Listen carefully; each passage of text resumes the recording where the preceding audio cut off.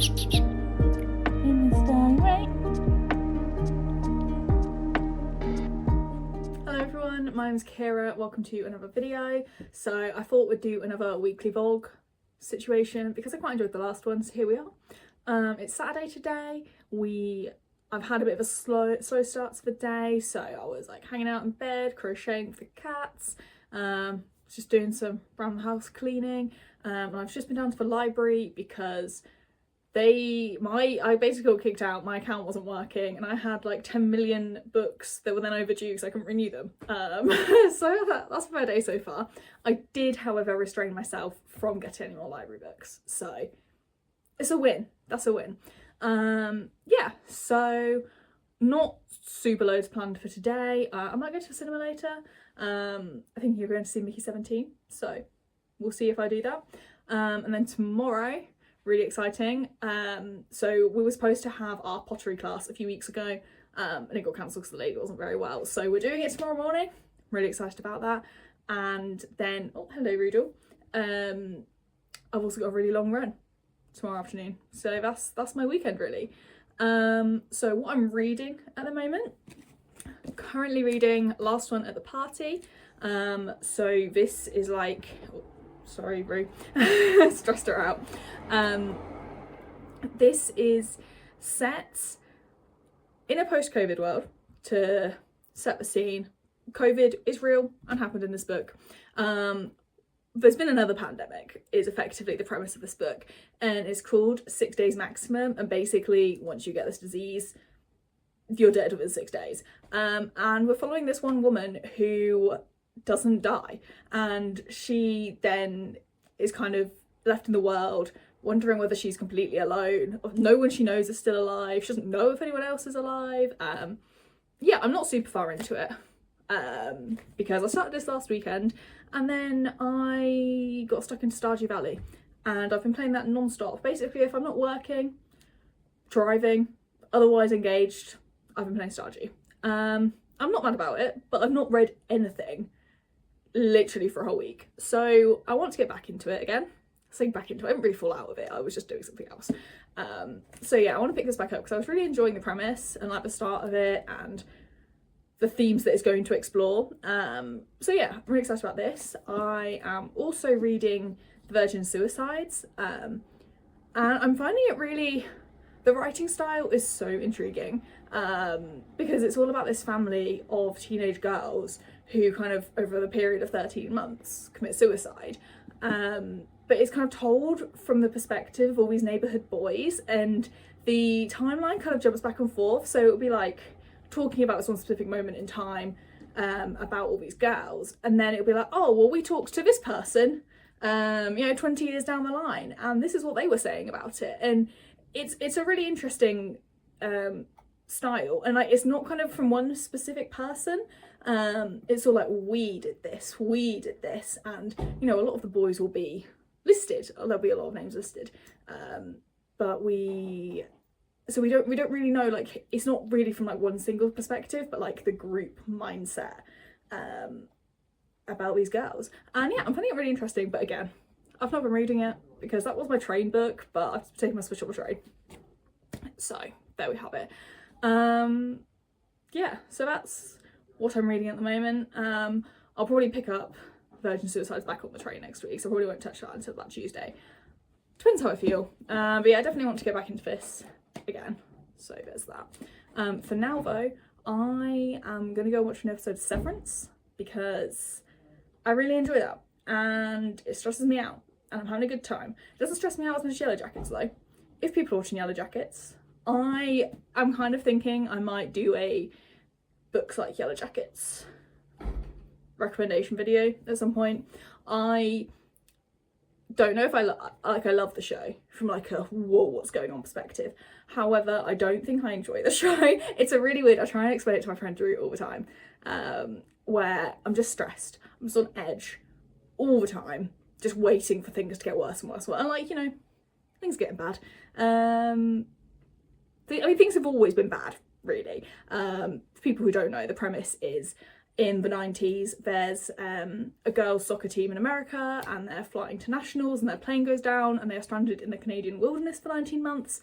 So it's that, and then it's also 25 years later in 2021, and following the survivors and how their trauma affects them and how they're kind of integrated into society, or how they haven't done that. And it's a really interesting juxtaposition to see that. I love it. I'm having a great time, but I'm just stressed a lot. So yeah, I might do that because I think that might be fun. Especially because the vibe changes a lot each season, I feel. So there's kind of like a lot of bits to draw on if I was to do that. If anyone's interested in that, let me know. But yeah, I don't know. But yeah, anyway, Severance is not that stressful for me. Severance I actually do fully enjoy. I'm enjoying it all. But we are coming to the end of the season, so things aren't going to go well. We'll see. That's what I'm going to go do now, and I'll check in with you later.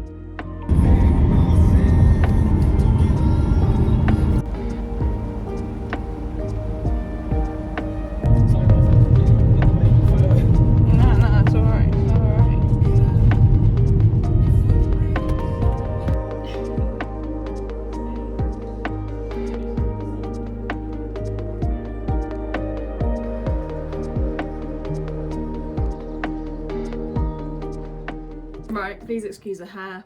I've plaited it back in an attempt to have it wavy for work tomorrow, so but it's not really long enough. It's all coming out the back. Oh my god, they've literally all just arrived. Anyway, hello again. It is Monday now. I didn't check in yesterday because I was knackered after my long run, so that's that. But oh my gosh, pottery making is so fun. And do you know what? It wasn't actually as hard as I thought it was going to be. Like, okay, so it will be really, I imagine it's really hard, or it takes a lot of practice to be good at it. However, to actually just like do the shapes and that, it wasn't, you know, it wasn't anything outrageous. We were like just smacking it about a bit, pinching it, you know, that was just like, the lady demonstrated it, we all did it, we all came away with 2 pot-shaped items. So they're still there at the moment. They're going to get glazed and fired. I'm really excited to get them back because it was just like super fun little time. But yeah, and then I went for a 16-mile run and it was horrendous. It wasn't too bad, but the last 6 kilometers was just like, didn't enjoy it. But the main purpose of hopping back in is because I started listening to Hell Followed With Us. Can't remember who the author is. So this is a YA story which follows our main character Benji. He is a trans boy who is like on the run from the cult that raised him, and this cult created an Armageddon event effectively via this plague type thing. I say plague loosely because it affects people, but also the environment's now like off the walls doing crazy things. But they have also started a process within him in which he is kind of going to become a deadly monster to eradicate like the entirety of the human race. So it's a bit off the walls. I'm really enjoying it though. So I'm probably getting off halfway through. The audiobook's incredible. I'm really enjoying the writing style as well. So like at the beginning of every chapter there's like a little, what are they called? I can never remember what they're called. I can't remember. An excerpt of something. At the beginning, the word will come to me. An excerpt of something there. And a lot of it, because it's kind of like a Christian inspired, or it is a Christian cult effectively, so a lot of it's like from the Bible, or it's like the teachings of this specific group, or like the findings of the scientific research and all this kind of stuff. So it kind of really situates the story, and the kind of tone of it all as well, and like the kind of mantras that our main character has, because obviously he's trying to unlearn a lot of things. So he has kind of been taken in by a queer youth group that have somehow managed to survive like the 2 years since this catastrophic event, and he's trying to unlearn everything that he has kind of been taught, all the rhetoric and everything for like the last, I don't know, like 5 years of his life, and also kind of come to terms with his queer identity and that of everyone around him as well. So there's like a lot going on for him. But yeah, I don't know, it's just so good. I'm really enjoying it. I need to finish it this week because I've only got less than a week left on my library hold. So I should be able to give you kind of final thoughts on it. I will say though, it's supposedly YA. And yes, the characters are all like teenagers. However, like, I wasn't expecting it to be so gory. So like on Storygraph, I use Storygraph, not Goodreads. It says like horror. But like the going by the what am I calling it? Blurb. It didn't, it didn't make it out to be anything like horrendous.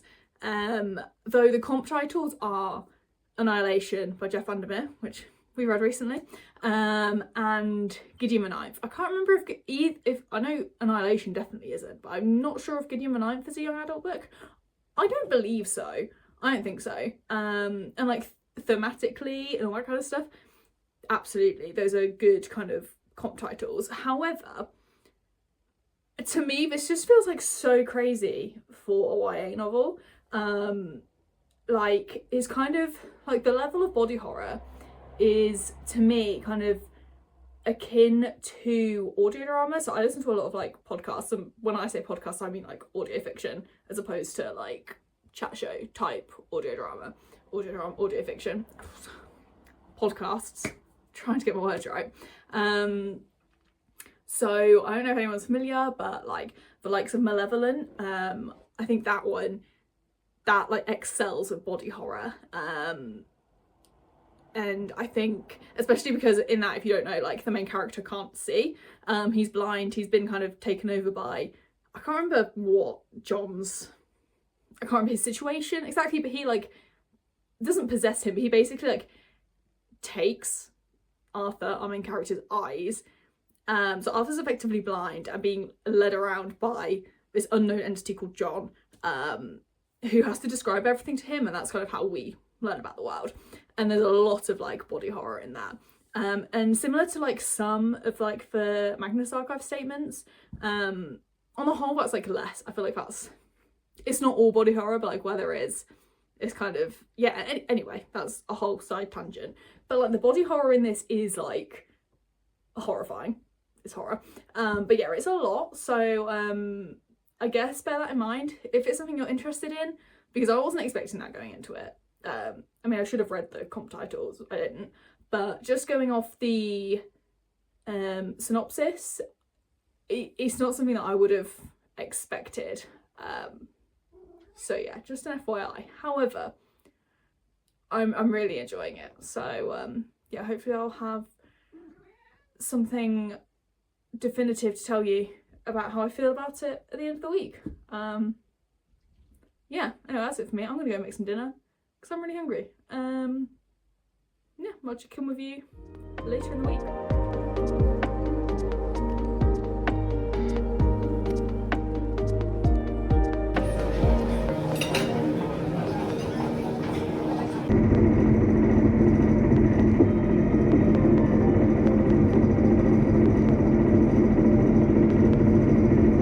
Hello, we are back from a day in the office.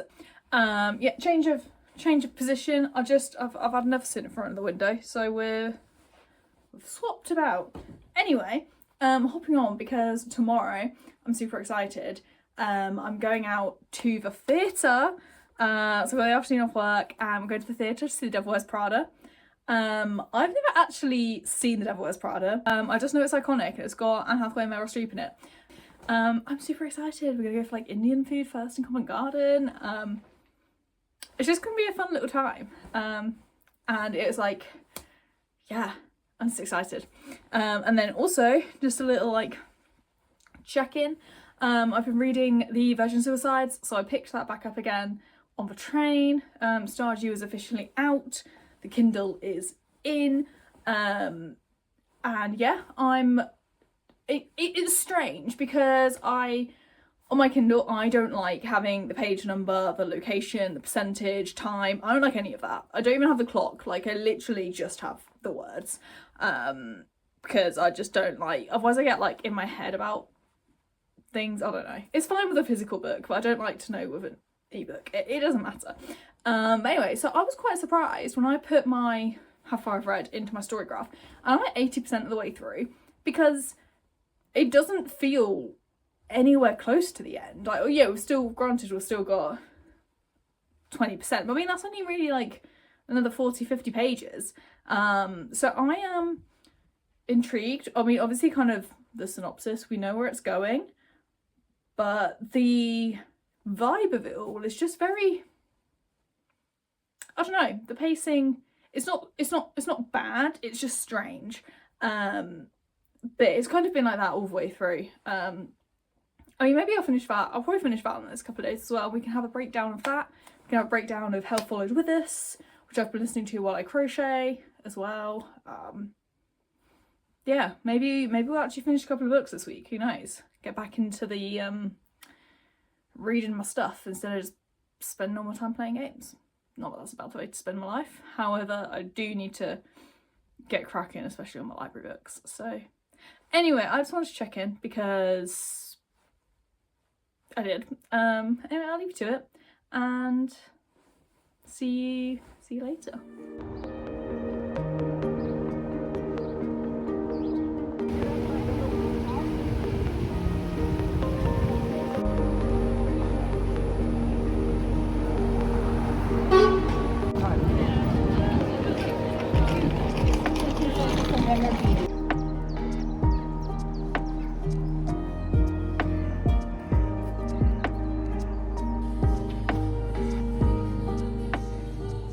Hello, it is me again.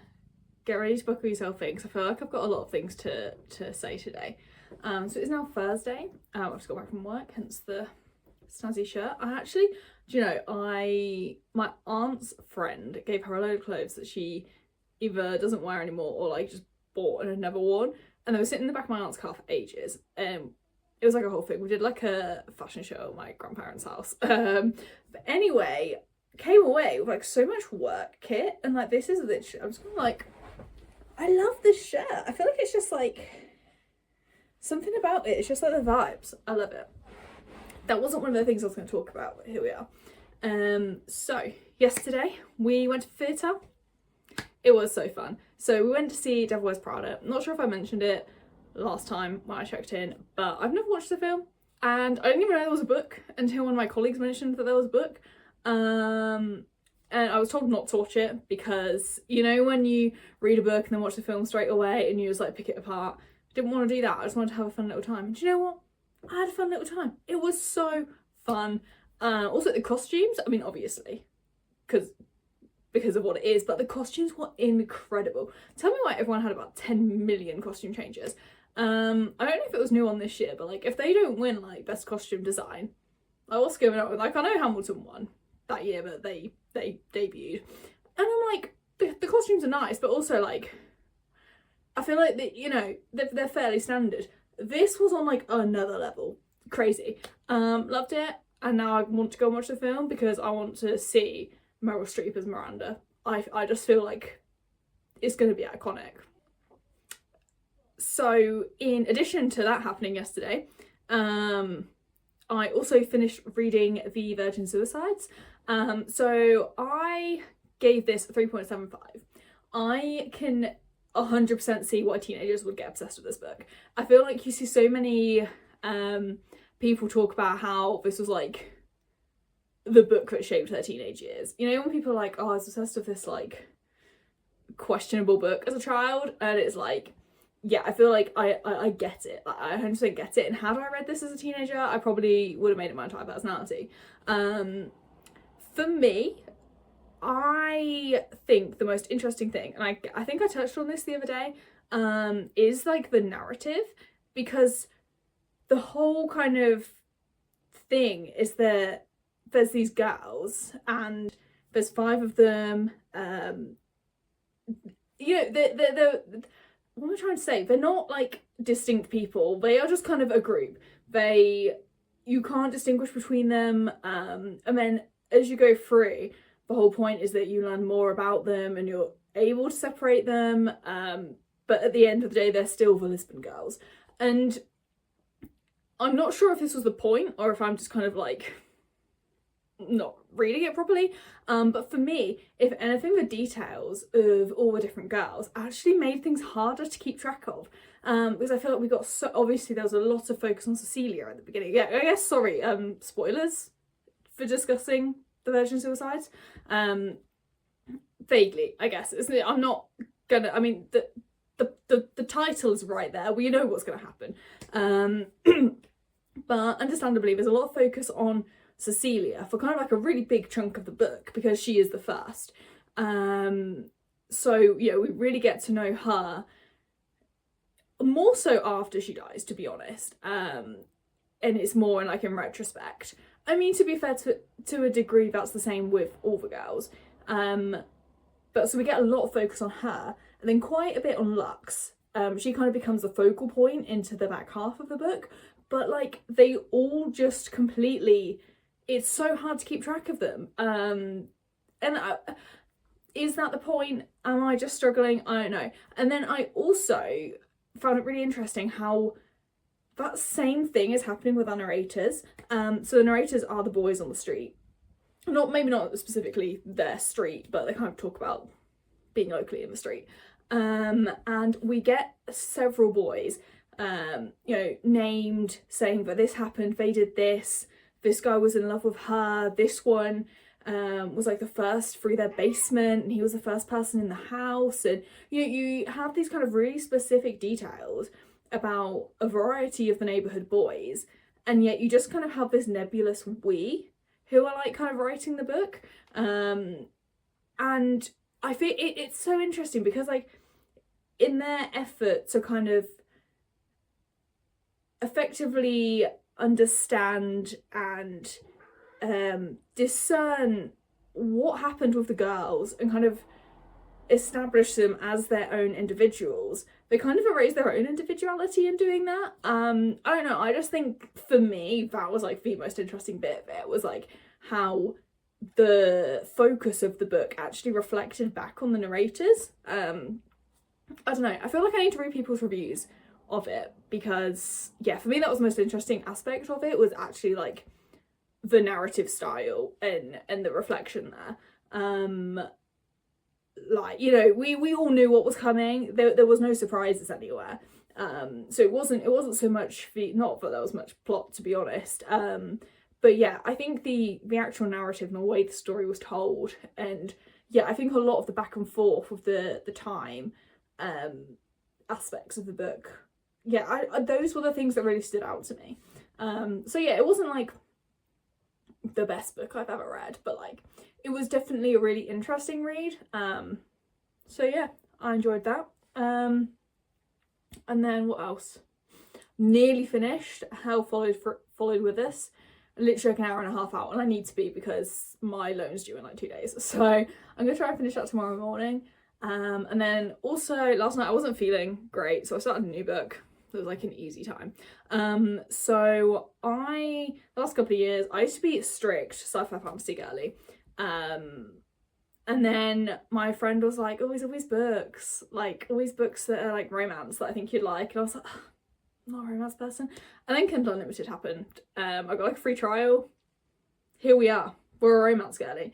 And then last year I fell headfirst into Regency romance.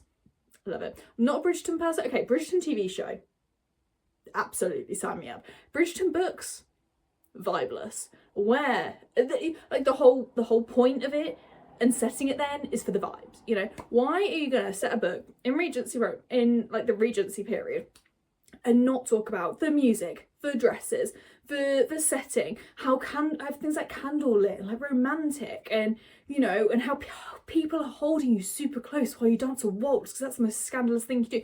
Why, whatever her name is, Julia Quinn, are we having a full-blown conversation while you're doing the most scandalous dance at a ball in front of everyone? Why are you just having a conversation? Why are we not having these like heartfelt longing glances because you can't do anything more than just like hold hands and do this dance, because anything more than that would be scandalous. Yeah, it made me so mad. I read the first one, I DNF'd the second one, like not even that far into it because it just made me so mad. But anyway, I'm so sorry, I did not mean to go on a Regency romance tirade there. Well, specifically a Bridgerton tirade. Anyway, so I love a Regency romance book. I love a queer Regency romance book. So I started reading, this isn't even Regency, this is Victorian, but the vibes are exactly the same. So I'm reading You're the Problem, It's You by Emma R. Olbarn. Yes, Taylor Swift quotes, yes, we hate it. I'm just hoping publishing made that decision and not the author. A review for the first book in the series, literally, luckily they changed it in the UK. In America, I think it's still called like Don't Want You Like a Best Friend, which I believe is also a Taylor Swift lyric. I just don't know the song. Here they changed it to More Than a Best Friend. But literally one of the first reviews in that book was like, oh my god, a Taylor Swift lyric. I was like, really? We're wasting words in a book review on the title being a Taylor Swift lyric. I'm so sorry. I've got feelings about this.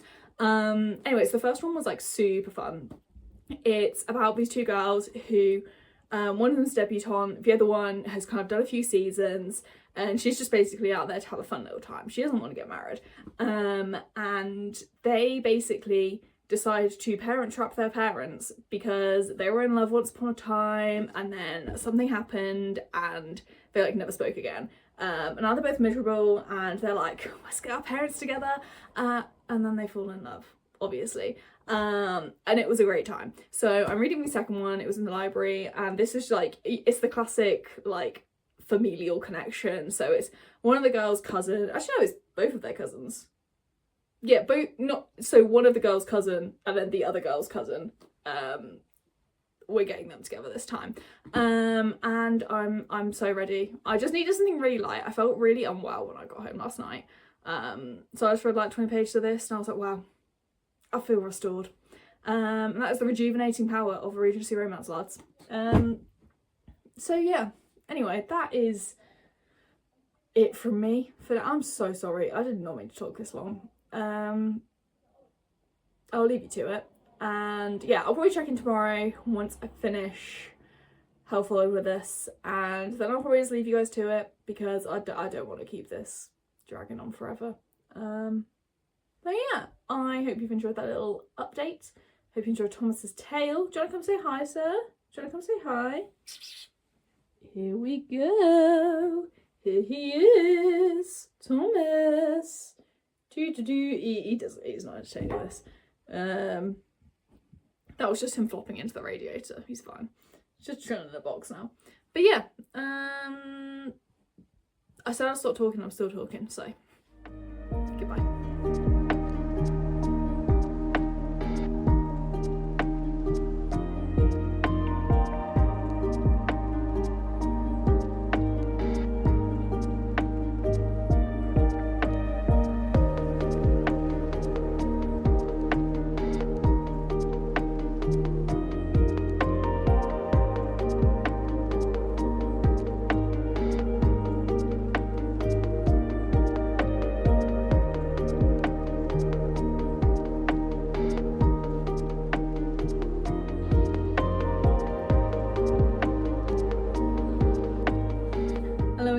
Me. I just thought I'd have a bit of a chat while I'm cutting tape for my run.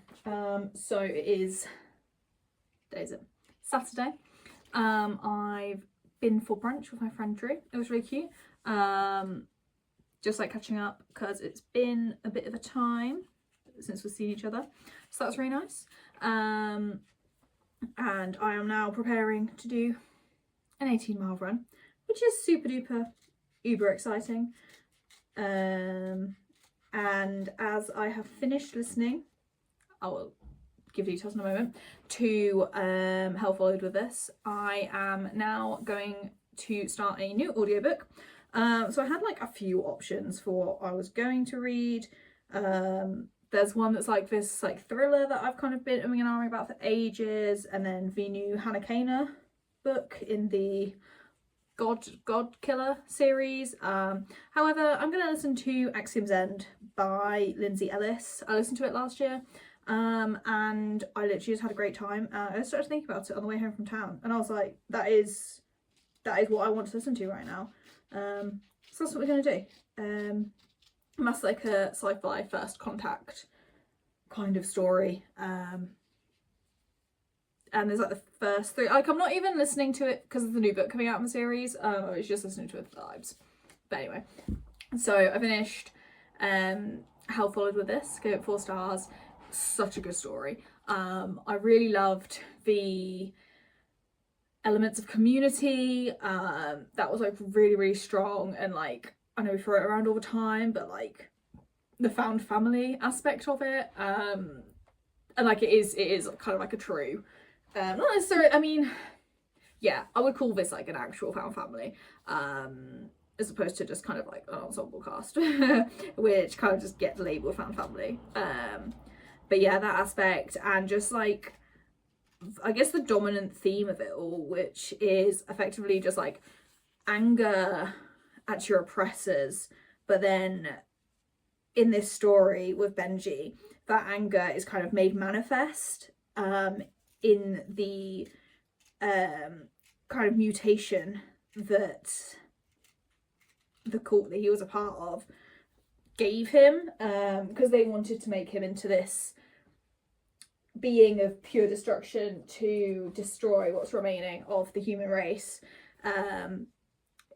and he is kind of using it as a weapon against them instead. So kind of fully embracing who you are, which was formed and created by your oppressors, but turning it on them, and that kind of being symbolic of his anger. And it was just a really good time. I will say, like I was saying the other day about the gore, that was maintained throughout.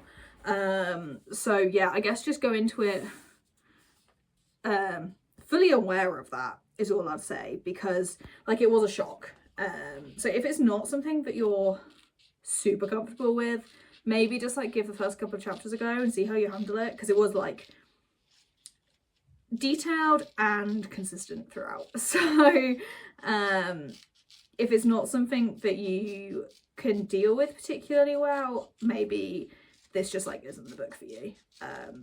Again, we and Drew were talking about this earlier, about like the whole YA and how that's being marketed, and whether books are actually strictly for a young adult audience, even though they're being marketed that way. Which is a really interesting conversation. I'm really glad we had that talk. But yeah, it just that's my opinion on it. I'm not 100% convinced it's strictly a YA book because of that. So, you know, just do with that what you will. Anyway, so yeah, I'm getting ready for my 18-mile run, which, I mean, I can't really be bothered to go, but yeah, it's gotta be done. It's gotta be done. So that's what we're doing. Go listen to my book, have a great time, and I'm gonna watch a new Severance episode when I get home, the finale. So I need to watch that like this weekend, otherwise I will 100% get spoiled for it, because of how the internet is these days. So yeah, I'm gonna watch that, and then tomorrow, hanging out with Drew again. Hi Drew. And we're gonna watch the second Lord of the Rings film, The Two Towers, I believe. I've only watched them once. I've never read the books. Please don't come at me if that's the wrong title. But yeah, so that'll be a fun little time, and just like relaxing after today, which will be tiring. But yeah, anyway, that's it from me really. I'm gonna leave you here because I ain't really got much else to say, to be honest. So yeah, I hope you've enjoyed this, and I will put the scissors down. I feel very weird just playing with them. But yeah, I hope you've enjoyed hanging out again this week, and I will see you all soon. Goodbye.